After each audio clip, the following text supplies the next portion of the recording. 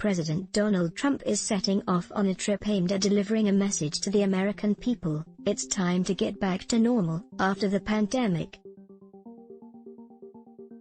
Trump hits the road Thursday for Dallas, where he'll hold his first in-person fundraiser in months.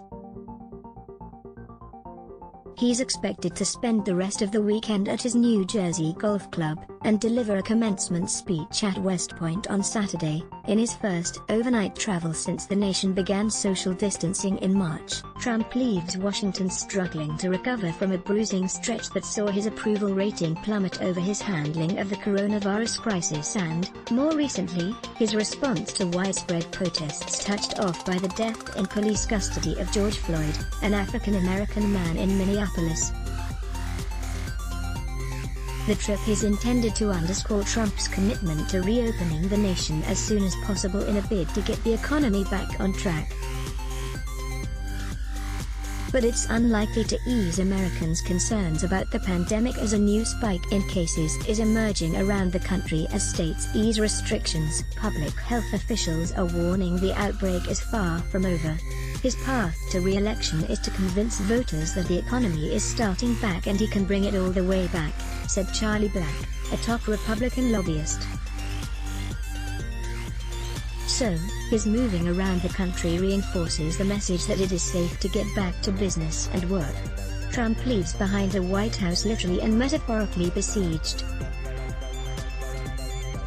The complex was encircled last week with more than a mile of fencing to keep protesters away, while Trump has fallen well behind his re-election challenger, former Vice President Joe Biden, in both national polls and surveys of key battleground states. Revitalization and recovery. The president has been castigated for his response to the protests, especially his call to use active-duty armed forces to quell looting and rioting, and the violent dispersal of a peaceful demonstration across the street from the White House on June 1. On Wednesday, Trump did little to soothe tensions. He vowed not to rename American military bases that honor leaders of the Confederacy, an abrupt halt to Pentagon deliberations over scrapping tributes to treasonous officers who fought to maintain slavery. And a day earlier, he sparked more bipartisan outrage with a tweet promoting a baseless conspiracy theory that a 75-year-old protester injured by police in Buffalo may have been an Antifa provocateur. Trump will nod to the unrest with a visit during his first stop in Dallas, at a church where he'll participate in a roundtable with religious leaders, law enforcement officials, and small business owners. He intends to announce a plan for the nation's holistic revitalization and recovery, and will tout previous actions aimed at helping Black Americans, the White House said. After that event concludes, Trump will turn his attention to a fundraiser at the home of one of his supporters. Around 25 people are expected at the event, with couples each donating $580,600 to attend, according to the Republican National Committee. From there, the president is expected to head to his golf resort in Bedminster, his first overnight visit to a Trump property since hosting the delegation of Brazilian President Jair Bolsonaro at his Mar-a-Lago resort in Palm Beach, Florida, in early March. During that trip, the president was seen sharing a table with a member of the Brazilian delegation who later tested positive for coronavirus, forcing some top White House aides into quarantine. Back in his comfort zone, additional safety protocols are expected to be in place ahead of a second fundraiser planned for the New Jersey Golf Club, where around 25 guests are expected to pay $250,000 per person. For the last few weeks he's been very much at the mercy of events, with news coverage dominated more by his critics than his supporters, said Kevin Madden, a Republican strategist.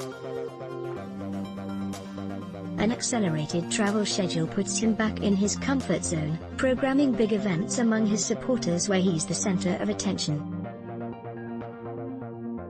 It helps him flip the script and gives him a platform to go on attack against his opponent. In their absence of rallies and other events, his campaign has soldiered on without him. Virtual fundraisers and other online events have been led by surrogates instead of the president. Biden, at the same time, has seen a surge of donations. The former vice president and the Democratic National Committee banked more than $60 million in the first quarter, nearly matching the incumbent's fundraising, and online donations have flooded the party's Act Blue platform during the demonstrations that followed Floyd's death. This week, a Biden virtual fundraiser co-hosted by Senator Kamala Harris, a former rival and potential running mate, brought in more than $3.5 million from 1,400 donors. Between his fundraising events, the president is slated to visit West Point and give commencement remarks at the military academy's graduation. The announcement that he was attending the ceremony sparked concerns the event might expose cadets and staff to the coronavirus, particularly as New York State has struggled with the country's worst outbreak. Cadets had already been sent home before Trump's announcement, but Pentagon officials said strict safety measures would be put in place, and cadets were tested for the virus upon returning to campus earlier this week. Of the roughly 1,100-person graduating class, 15 tested positive.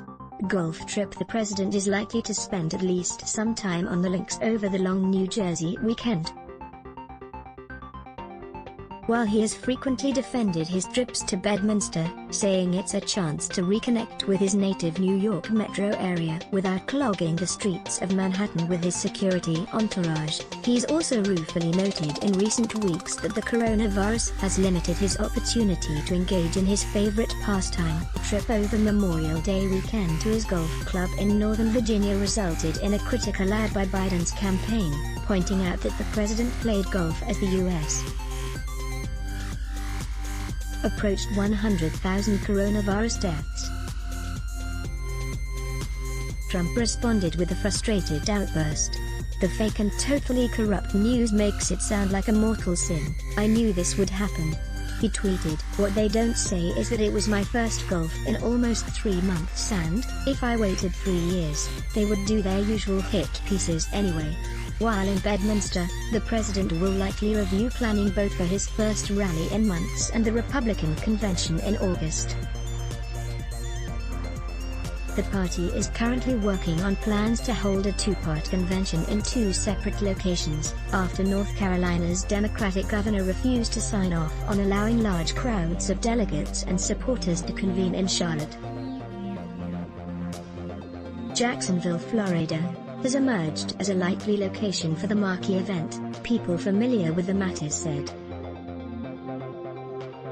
Resuming rallies. Trump's campaign staff are meanwhile trying to figure out how to hold rallies with adequate precautions without also limiting the large, adoring crowds the president has come to expect at the events. Trump said Wednesday he plans to resume the rallies in Tulsa, Oklahoma, on June 19, followed by unspecified cities in Florida, Arizona, and North Carolina. The Tulsa rally is freighted with racial undertones that risk further inflaming tensions. The event coincides with Juneteenth, a commemoration of the end of slavery largely celebrated within the African American community. And Tulsa was the site of one of the worst massacres of black people by whites in the U.S., the 1921 attack on the neighborhood of Greenwood, once known as Black Wall Street. But the rallies also underscore one of the biggest political risks for the president, that his resumption of travel will coincide with a reemergence of coronavirus infections. Some states that have been more aggressive in reopening, including Florida and Texas, have seen an uptick in infections and hospitalizations, fanning concerns about a second wave of the virus. Whenever that is, when he is it, if he gives a speech to a big group and within 2 weeks 25 people have gotten sick, that's a very real challenge, Republican strategist Doug Heye said.